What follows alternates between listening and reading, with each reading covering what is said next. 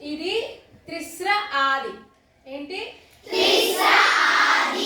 ఆది తాళము త్రిస్ర నడక అంటే 3 మామూలుగా మనం ఏం చేస్తామంటే 4 తక్క ధిమ్మి తక్క ధిమ్మి తక్క ధిమ్మి తక్క ధిమ్మి అని మామూలుగా అన్ని పాటలకి వాడుతుంటాం. కానీ ఈ పాట ఏంటంటే 3 నడక నడుస్తుంది.